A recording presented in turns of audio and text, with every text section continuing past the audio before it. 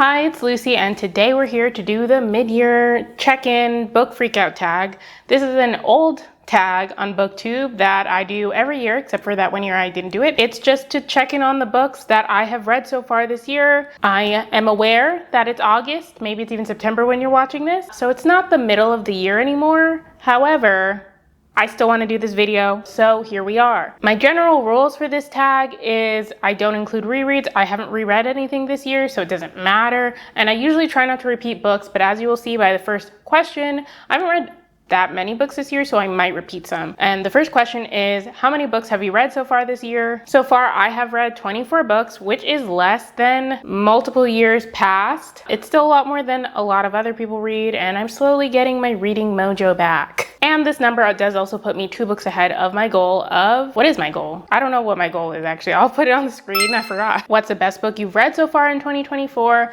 If you watched my last video, which was my 24-hour readathon vlog, then this answer will not be a surprise. It was What You Are Looking For is in the Library by Michiko Aoyama and translated by Allison Watt. So like I said, I talk about it more in that vlog, but this is told in 5 chapters, each following a different person. But the thing that all of these people have in common is that they're feeling a little lost in life and are trying to figure out what to do, really. And they all end up visiting a specific librarian who is able to help them by giving them a book that perfectly fits their situation and helps them figure out like what they're doing next and like helps them reframe their lives and everything. This is written like so simply and succinctly that it makes it even like more poignant in my opinion, and everything about this I just loved. This is definitely a book that I read at the right time. And of course you can't go wrong since there's a cat on the cover. New release you haven't read yet but want to. For this question I actually have 2. Both of these are YA new releases and both of these are by authors that I've read before. So the first one is Children of Anguish and Anarchy by Tomi Adeyemi. This is the 3rd book in the Children of Blood and Bone series. I read this first one, there's a reading vlog of it. I read the second one, which is on my bookshelf behind me,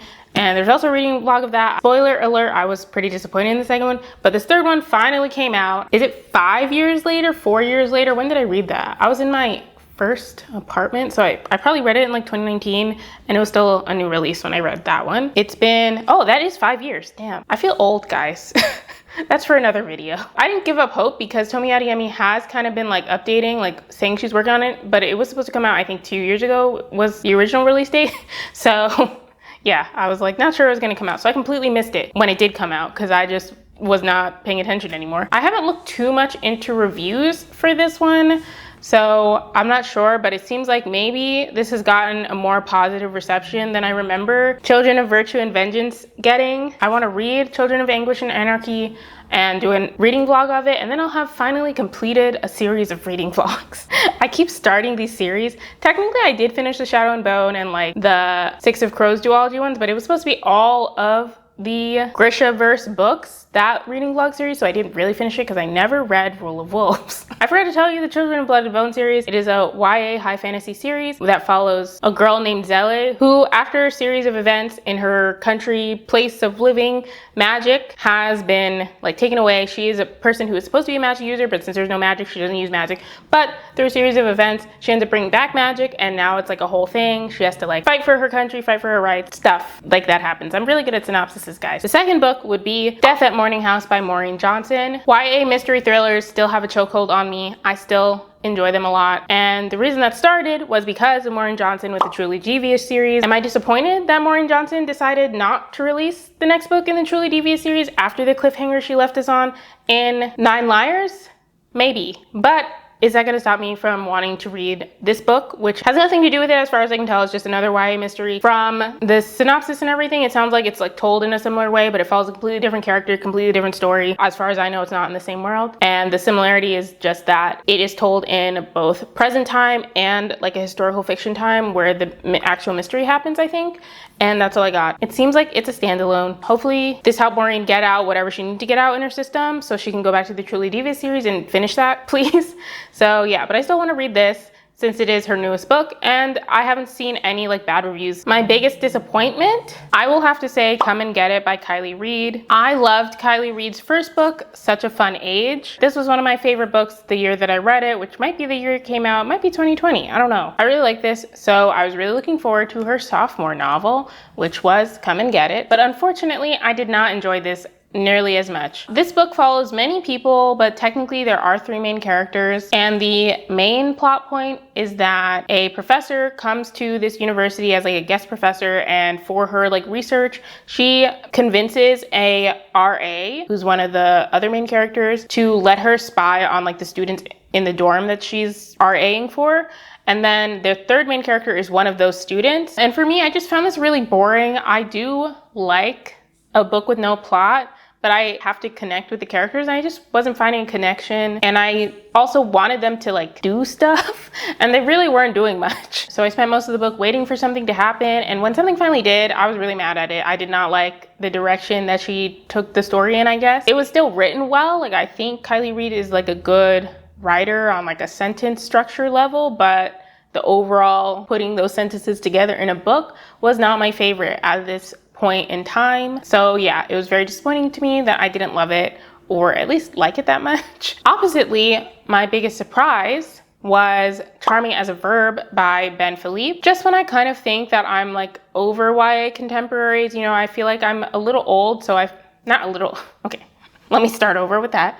I feel like that it is something that I might have outgrown a little bit. Usually these are like 3 stars for me, so I don't read them as much, but this has been on my TBR for a while, and it has a Haitian main character, so I really did want to give it a shot, and I'm really glad I did. Like, this was just like a really refreshing read for me. Maybe it's because I stopped reading so many YA contemporaries, so they all feel new and fresh to me. But yeah, I just really enjoyed it. The main character is like a funny, snarky teenage boy, and it's just like a fun read. The synopsis of this is that our main character goes to a high-pressure private school on a scholarship, and like he's trying to get into university, which at this kind of school, he lives in New York City. His like ultimate goal is to get into Columbia. So it's about like him trying to do that. And also he has a dog walking the side business. He's in high school. The main business is school. It ends up his neighbor figures out that he's like kind of scamming people with his business. So she blackmails him into helping her like be more like socially aware. And I just found that like dynamic really cute. Obviously it's like a contemporary romance, and it was really cute having them like have their cute little banter, and really enjoyed that. It obviously had some like YA romance tropes and everything, but it was just a fun read, so that was surprising for me. Favorite new author? I'm going with Brianne McIver. My video 2 videos ago, I think, that would have been my reading books a professional recommends me. You would have seen I read The God of Good Looks, which is her first book, I believe, and I didn't love it. I did enjoy it though, so that's why I'm choosing her. I really liked the writing, and if you want more details, you can go watch that video, but I really liked her writing specifically for one of the characters in here. I would have loved to read a book just with that character, and also I would love to read another book written in a similar voice, I think. So yeah, that's why I'm going with her as my favorite new author, just because I'm interested to see what she does in another book. What genre have I read the most this year? So I caught up on my spreadsheet, and the answer would be contemporary with 9 books. Both YA books and adult books fall under this contemporary category. I know I just did a whole thing about how I don't read YA contemporary anymore, and most of these books are adult contemporary. I don't really need to clarify, but I just felt like I needed to. 9 out of 24, almost a third, a little over a third. The second most, which is kind of funny, mystery with 3 books, went from 9 to 3. Next, we have a book that made you cry. For this one, I also have 2 books. I am doing like a main one and then a runner-up. We have We Deserve Monuments by Joss Hammonds. I also talked about this in the Professional Picks My TBR video. Kind of spoilers for that if you haven't seen it already, but I mean, it's been like 2 months. You probably have seen it, but if you haven't, you can hear more about it there. The bird's eye view of this is we follow a teenage girl whose family moves to a small town in Georgia to take care of her grandmother who is dying of cancer. And while she's there, she learns about like family secrets, and she's also coming more to terms with her queer identity and falling in love with the girl she meets. There's a lot about generational trauma here, and also just like women through the generations, I guess, because her mom and her grandma have issues that we're learning about alongside our main character, and just how she's like learning about her family and why people do the things that they do. And to go along with the generational trauma bit, the second book I have for this category is Family Lore by Elizabeth Acevedo. And like I said, this also deals with generational trauma. This is about the women in a specific family. There's 4 women in the like upper generation. 2 of them have daughters that we follow as well. And we're like kind of learning about their family history. And like this has like a magical realism, fabulism element where each woman has some kind of power, but it's a very subtle power. And the main woman that starts off our story, she can see the future. She knows when somebody's going to die. And so everybody gets worried when she's like, I'm throwing myself awake. So everyone's like, are you dying? And she won't tell anybody. And so it's like kind of going through the family history and like how everyone experiences things, and like the older women and their relationship with their mother, and then obviously the younger women and their relationships with their mothers, and then all the women's relationship with each other. So I thought it was really beautiful how the story was told, and I really just liked seeing the connection, seeing these relationships with each other and how they were affected. And so yeah, it made me tear up. Next, we have a book that made you happy. I have chosen technically not a book, but a series. But if I put them all together, it's like they're like one book because they're a series of novellas. Anyway, the series would be Southern Belle Insults by Jasmine Guillory and Keke Palmer. These were just fun and enjoyable to read. Keke Palmer reads the audiobooks for these. Amazon Prime will do like a series of novellas where usually they have different authors like write novellas, short stories based on the same theme. But this one, the theme is just these 2 authors. All the audiobooks are read by Keke Palmer. I think the conversation is more like that because she puts her own twist. She's doing all these funny voices, giving all these characters pizzazz, I guess, and it's really fun to read. The novellas are basically, we follow a girl who's like shy and timid who ends up at a magical wig shop, and every wig she puts on gives her like a different personality of a different person. So yeah, it's just like a really fun read. Most beautiful book you've bought or received this year? I am choosing this edition of Pride and Prejudice. I think it's so beautiful. I actually have, what is it, Northanger Abbey up there. I don't know if you can see it. I should have pulled it down, but I'm really lazy. These are called the Chiltern editions, and I just love them so much. They're so pretty. They have these like foiled edges, which I love. I love good edges. I love them.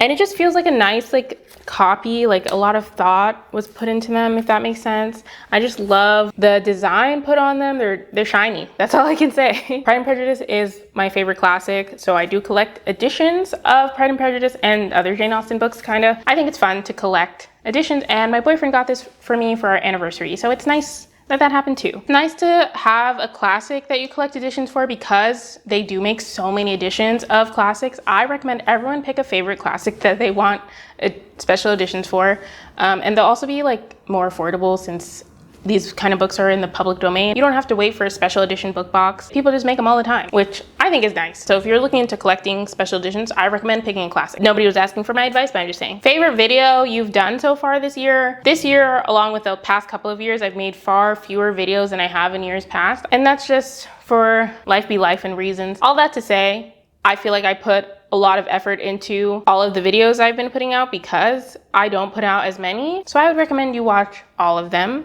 I mean, anyone would say that, but especially me. But if I were gonna recommend some that I'm like especially proud of, my last video, my 24-hour readathon, I had a really good time doing the video and then editing the video. Like I put in a lot of effort in making it a little more, cinematic's not the right word, but just like I really put in a lot of effort to like make it like a good vlog and like doing all the editing and like overlays and stuff. Would appreciate if you watched it, as well as the video before that, which was Professionals Choose My TBR video, just because I thought it was an interesting idea, which I still do. Going back a little further, the reading vlog that I did for Raybearer, if you have read it and want to read the second book, or you're like on the fence and don't mind spoilers, I would definitely recommend checking that out. Once again, that's a video I worked really hard on. It took me so long to edit, took me so long to film. This is actually like 2 years in the making or something. Like I reread Raybearer for this video over a year ago, and then I finally put it up earlier this year. And that feeds us directly into the last question, which is what books do you need to read by the end of the year?